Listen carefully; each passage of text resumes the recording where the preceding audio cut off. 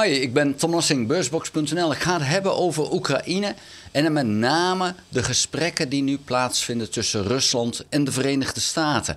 Heel bewust heeft team Trump gezegd, wij willen Oekraïne daar niet bij hebben. En dat doet vermoeden dat Rusland en de Verenigde Staten de buit willen verdelen tussen hun twee. En een van de dingen waarop die opvallen op dit moment is dat Trump aangeeft eigenlijk datgene wat Rusland zegt over Oekraïne. Bijvoorbeeld dat Zelensky een approval rate heeft van 4%. Dat is pure Russische propaganda. Want er is een onderzoek gedaan en de approval rate is 52%. Dat is nog veel meer dan Trump heeft. Dus dat wilde hij dan niet gezegd hebben. Maar Trump geeft nu aan, die Zelensky is helemaal niet populair. Trump geeft ook aan dat Zelensky verkiezingen moet houden. En dat is ook vanuit Rusland. Waarom? Ja, omdat Rusland de hoop heeft dat ze door manipulatie die verkiezingen in Oekraïne zo kunnen laten verlopen dat een van hun vriendjes daar de leider gaat worden. Dan hoeven ze geen oorlog te voeren om Oekraïne te veroveren. Want dan wordt gewoon de deur opengezet. Dat is de hoop van Poetin. Trump gaat daarin mee. Dus wat er nu mogelijk gaat gebeuren, en dat is een groot gevaar voor Trump, is dat er zometeen een deal komt. Een deal die zeer positief voor Rusland is, maar die dus niet uitgevoerd gaat worden, omdat Zelensky en Oekraïne, maar ook Europa zeggen van, ja, dat dacht ik niet. En dat zit er nu wel aan te komen, want Trump die is helemaal in dat Russische kamp gekomen. Heeft het al over het Russische het samengaan met Rusland om te opereren in de wereld. Die man die wil samen met Rusland optrekken tegen China, alsof Rusland en China tegenover elkaar staan. Dat staan ze niet. China is voor de Verenigde Staten een gevaar. Een gevaar vanwege het feit dat China de nummer 1 positie over kan nemen. Trump denkt dat Rusland hem daarbij wil helpen om dat te voorkomen. Nou, dat gaat niet gebeuren. Trump denkt ook dat Rusland nog een wereldmacht is. Rusland is groot, dat wel. Maar Rusland is geen grote economie en is militair gezien niet in staat om een dwerg als Oekraïne in te nemen. Wat we nu hebben gezien, in een half jaar tijd is Rusland bij Avdiivka 60 kilometer opgetrokken. Dat is een half jaar tijd. En dat is alleen maar een heel klein hoekje van het front, want op andere fronten heeft Rusland eigenlijk helemaal niks gedaan.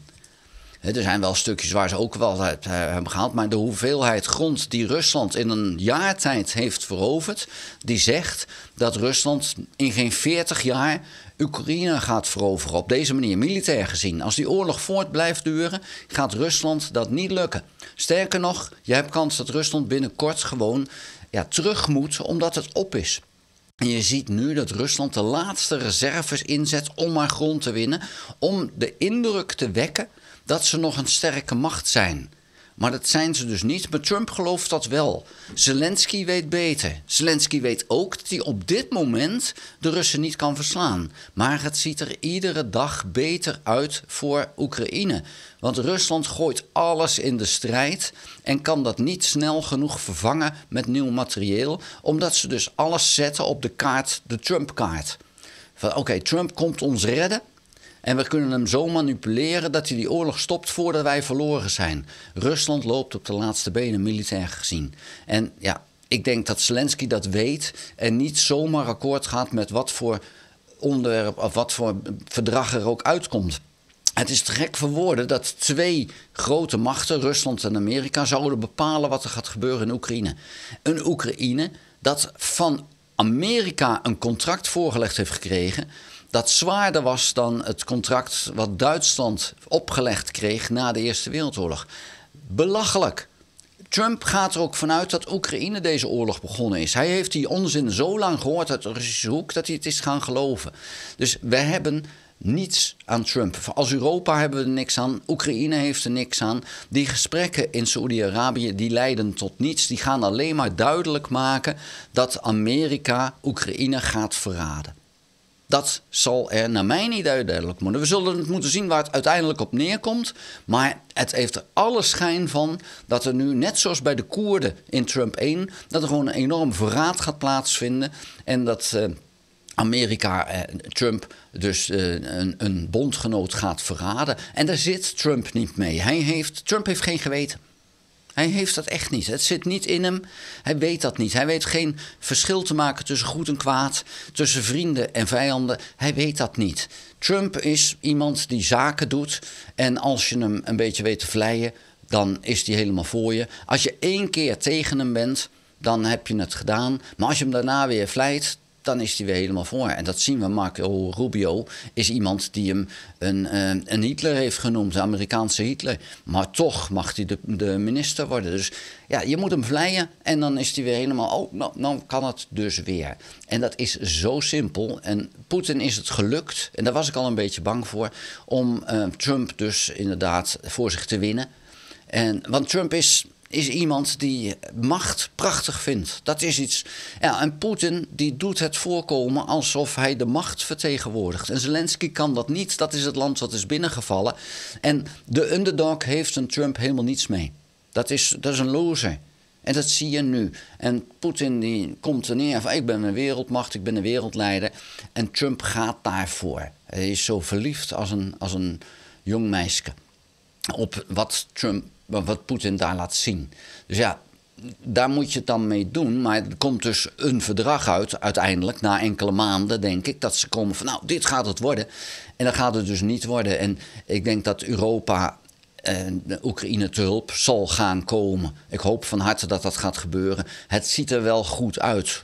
Polen wil geen soldaten in Oekraïne leggen. Ik kan me dat indenken. Ik vind het ook niet zo heel gek.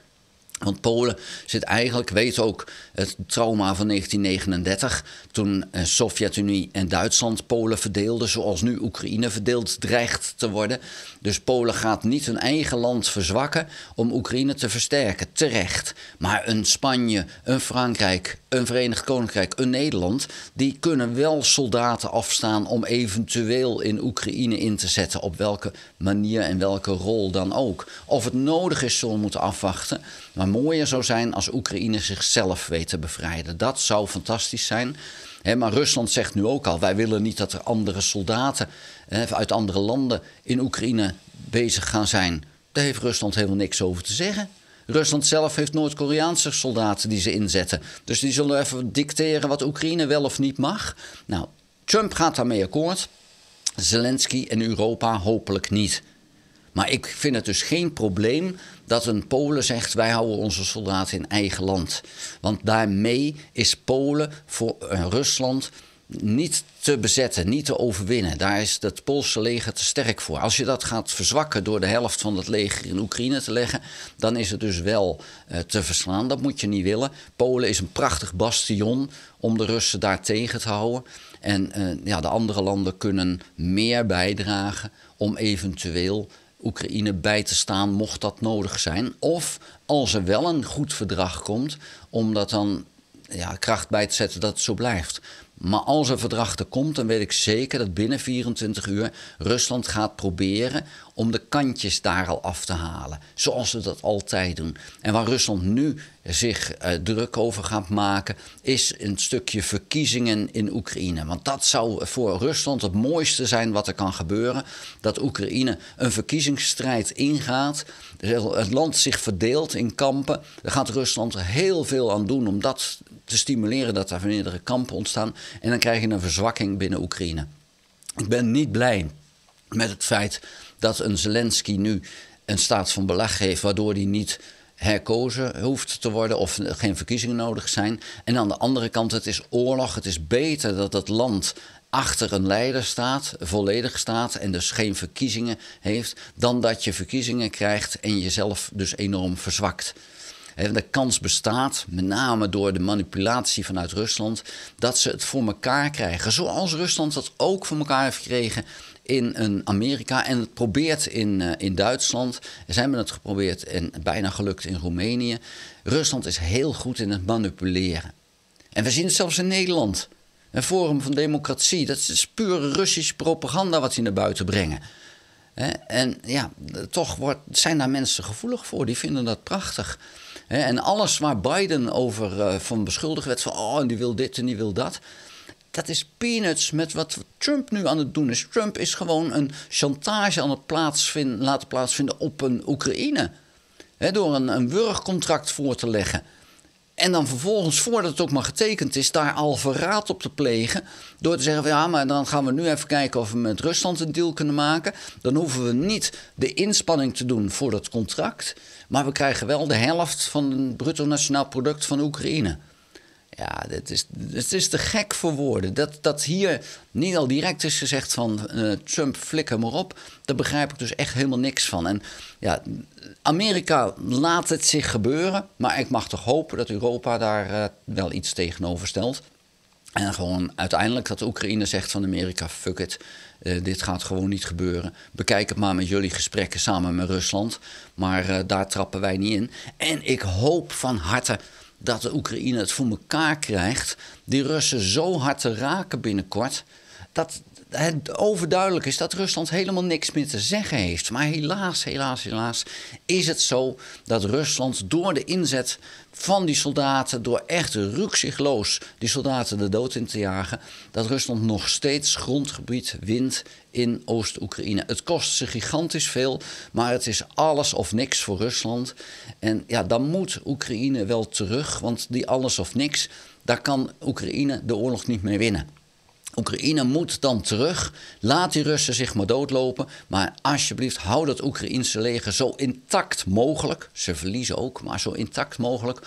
Om dan straks, als die Russen zich doodgelopen hebben, om dan die tegenaanval te kunnen doen. Hoe moeilijk die ook is. Maar dat is waar Oekraïne de oorlog mee zou kunnen winnen. Maar daar is tijd voor nodig. En die tijd, ja, die zal Europa dan moeten geven. Daar wil ik het bij laten. Vond je de video interessant? Geef een duim. Heb je nog geen abonnement? Abonneer je dan op dit kanaal. Druk ook op het belletje. Krijg een notificatie als ik een volgende video gemaakt heb. Ga ook naar www.beursbox.nl. Schrijf daarin op de gratis nieuwsbrief. Dank voor het kijken. Tot de volgende keer. Houdoe.